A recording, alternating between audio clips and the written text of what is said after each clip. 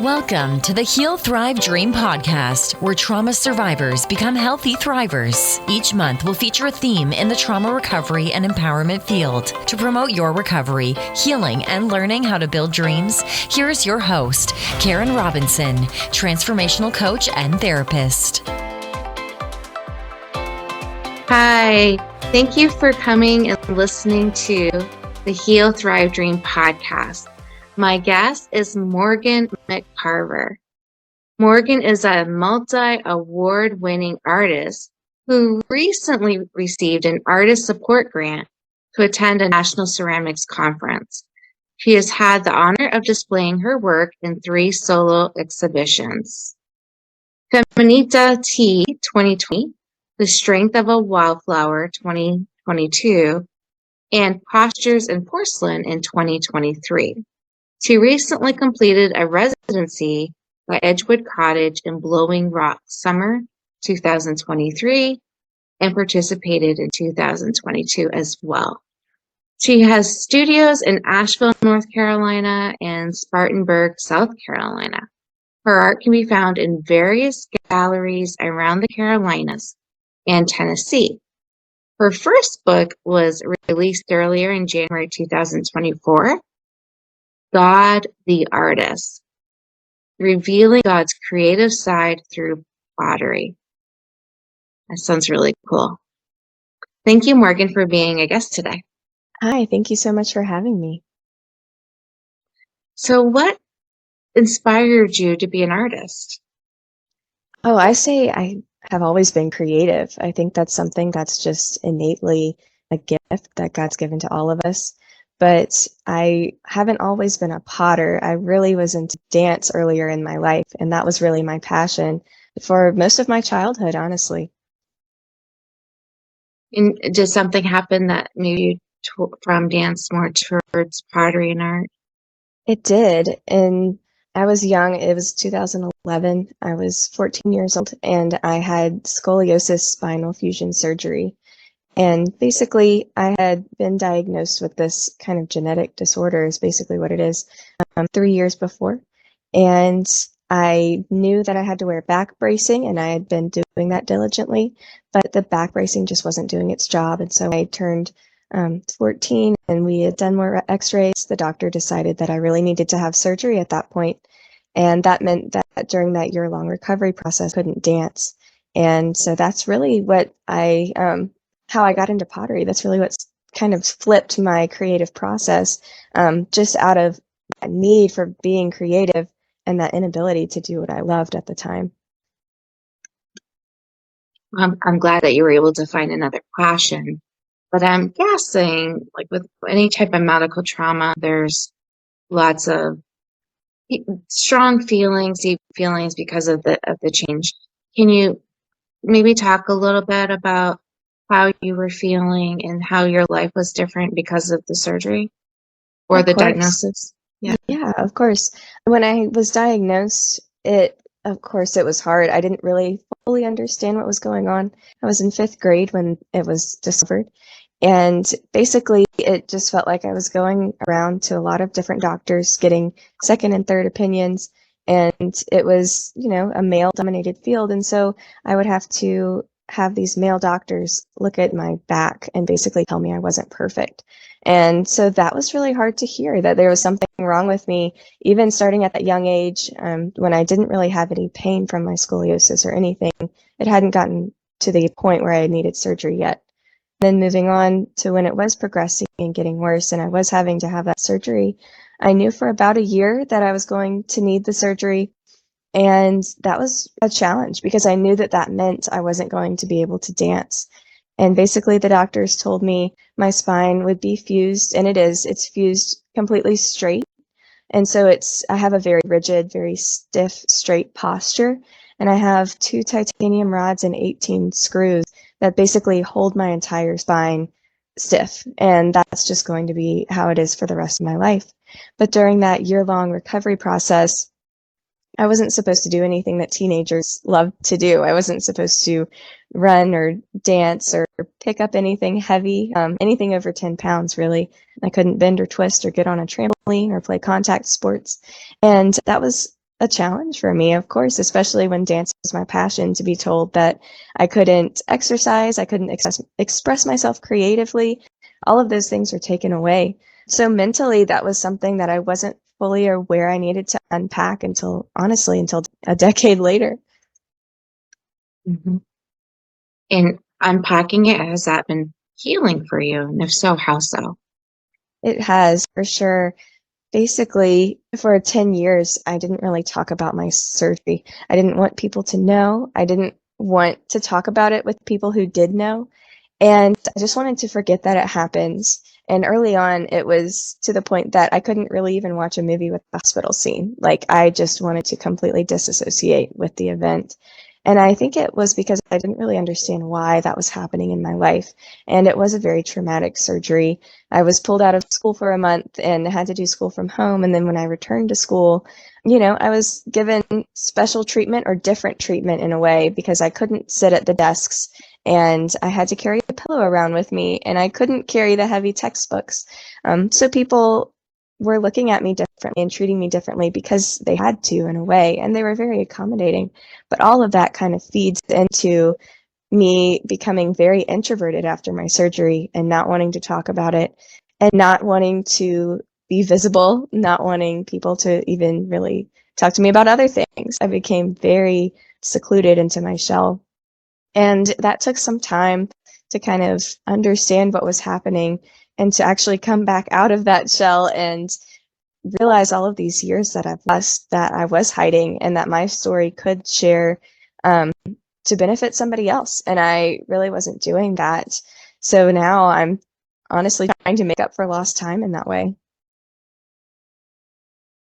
Yeah. Okay. And how has your faith been helpful to you in your healing journey? It has been what's kept me on this journey, honestly.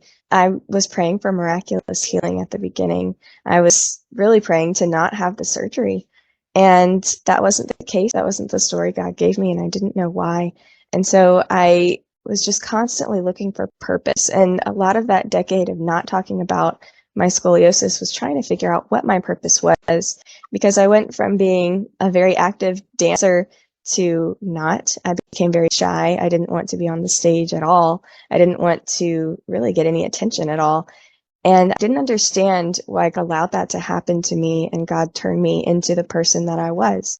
And I did have this love for pottery, and that led me to getting my degree in pottery. And it led me to moving to a different state, to North Carolina, actually, to pursue that passion. But the whole time I was still wondering and praying, asking, what is my purpose? Why is this happening to me? And it wasn't until I'd kind of come out of all of that, I'd come out of that decade of wondering, that God started revealing to me that He had been grooming me for my purpose this whole time, that He allowed me to find my love of ceramics so that I would go to the college that I would go to, and that would ultimately bring me to the state that I'm at, and it would bring me to the church that I'm at.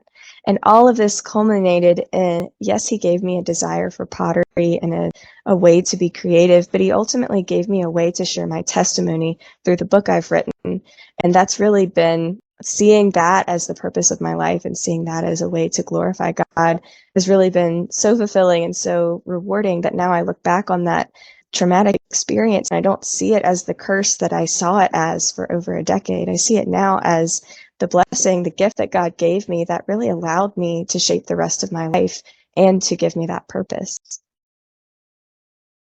That's really awesome. Now, I'm going to ask about your book, but before that, I wanted to ask, because a lot of survivors who are listening there may be quite intrigued on how you were able to expand your business. Can you share a little bit about how that happened? Because for most of us, that would not be easy. Like, how did you get that to happen for yourself? Of course, I think a lot of it is just trying, just knocking on doors and seeing which ones God's going to open, honestly. And for me, I never know. So I'm constantly pursuing different things, and God gives me the ability to walk through the doors that He wants me to, and He keeps the doors closed that He doesn't want me to. And so there have been a lot of rejections.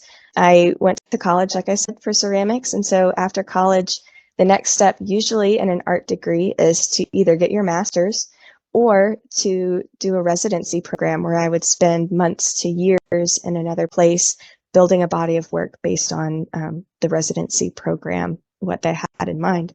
And so I applied residencies and I didn't get a single one. And that was really hard. And so I had to kind of pivot in that moment. I was still making my pottery. I was still selling that at festivals on the side. And then COVID hit. And so that was, again, another challenge of how do I work through this? How do we make it work? And a lot of it is having a side hustle, having another business to help pay or whatever you need to do, having a roommate so the bills aren't so expensive, getting that taken care of. And then during the pandemic, I decided that I wanted to get my master's degree if I wasn't going to do the residency. So I began applying to master's programs and I got waitlisted for one, but honestly, I didn't get in. I was only on the wait list and I never got into a residency that I had applied for. And so that was another huge rejection that I didn't understand why God was allowing. If he gave me this passion for pottery, why is he closing all of these doors that should be the logical next step? And at that point, I moved up to North Carolina to work as an apprentice under a potter who had a home studio. And that really, seeing that experience gave me the ability to really boost my own small business and make it what it is today. Because under her, yes, I was working for her. Yes, she was paying me, but I was also learning so much. I learned in college the techniques, but I learned from experience how to run a business. I was doing the website for her. I was setting up her shows at festivals, doing her booths for her, helping her photograph her pieces, helping her make the pieces, load the kiln. So all of these things really allowed me to understand what it means to run a small business, because you can read so much about it, but until you actually have that hands-on experience, it's hard to understand. And so honestly, I would say if you're trying to figure out how to grow in a certain area, find a mentor who's already gotten there and really study under them, however they allow you to study, whether that's just emailing back and forth or actually going and spending some time learning from them and seeing how they do what they do. I love your share because it really shows tenacity, persistence, right? And I think a lot of people, when they get that first couple of no's or those first couple of closed doors, it's natural to just kind of want to give up. But you knew what your purpose and passion was. And it was confusing when the doors weren't opening, but you kept pivoting to make it work. And you know what? I'm guessing, I mean, I have no idea for sure, but I'm guessing that you've probably been more successful than maybe some of the people that did get their residency or did get their master's program. I'm guessing not everybody has a few studios, right? So there's lots of different routes and pathways we can take when we put our mind on achieving something. So I love your pivot story and not giving up. And I'm glad that you openly shared the rejections because, you know, when I read your bio, it showed your wins. Exactly. Right? I guess they're supposed to. But it's a reminder for people listening that before we get a lot of wins, there are a lot of closed doors, you know? You probably wouldn't have appreciated the wins nearly as much if everything had been easy. Oh, I agree. Works hard, yeah. I agree completely. And I've come to realize that, like you're talking about success, what I thought I wanted for myself as success is not really what my story of success is. And that's not what God's given me to pursue as a story of success. Because originally I wanted to be a successful dancer, and that wasn't my story. And then I wanted to be, you know, a famous potter. And so far, I'm not that famous, which is fine with me. It really has shown me that success is feeling fulfilled in the moment and finding your purpose. And whether that is, you know, being a huge megastar or whatever, or not, just feeling fulfilled by living that day to day, being able to do what I love, what God's given me a passion for, but also knowing that I'm right where he wants me. I'm doing the thing that he made me to do. Honestly, that's the success that I crave now. Yeah. And is this what your book's about? My book is about pottery. Yeah, it's really about the creative connection between God and humanity, and how he created us all in his image. And so he made us to be creative human beings. And it kind of goes through the story of pottery and how all of these Bible verses that talk about pottery are great when they're taken at surface level. But when you know the techniques of pottery, these verses have so much deeper symbolism. And so through the book, I'm walking through encouraging the reader in their own creativity while they're reading about all of these amazing symbolisms and different kind of nuggets of wisdom that are woven throughout the Bible and the kind of history of ceramics. Well, that sounds really beautiful. Yeah. So anyone that's listening today that maybe has upcoming medical procedures, or they're just really scared about how their life is going to change, what words of wisdom do you have for them? Yeah, I would say that's hard. I've been there, and the waiting is almost the worst part. Just knowing that it's coming. And yeah, I feel for you. And it can be frustrating once you go through that surgery. Sometimes it is just a waiting game. Like, I knew my recovery process had to be a year long. That wasn't something that had any kind of room for adjustment. It just had to be that way. But finding your passion in that moment, finding a different passion that you might not have even noticed, can really help you, especially in my circumstance when I wasn't able to dance and I was removed from that friend group of, dance girls that I had been friends with for years. I needed something that kept me responsible and kept me returning to something. And the clay was perfect in that way, because it would dry out if I wasn't there, or it needed to be taken out of the kiln, or it needed to be put back into the kiln, or all of these things that material, it really kept me pursuing it, and it kept me coming back in. So I would encourage you to find something that maybe you've never tried before, or maybe you tried it and you loved it, but you didn't think you had time for it. Make time for that. If that's truly your passion and God's given you that joy, it's honestly going to honor him to find joy in that process. And you're going to love what you do, and you're going to find fulfillment in doing that, even if it doesn't become your full-time job, even if it's just a hobby that you have and you only get to do it once a week. Just having something to look forward to keep you going, that can mean so much. Beautiful. And if people want to reach out to you to learn more about you, do you have a website? Or I'm sure you do. Do you mind sharing it with us now? Of course, it's just my name. It's www.morganmccarver.com. And from there, you can shop my pottery. You can connect with me. I'd love to hear your story and encourage you in any way I can. You can sign up for my newsletter, and you can also buy my book as well. Awesome. Thank you, Morgan, so much for being a guest on our show today. Thank you so much for having me. This has been a great conversation. Yeah, your story is inspiring. Thank you for listening in today. Please join us next week, same day and time. Also, I would love for you to check out my website, healthrivedream.com.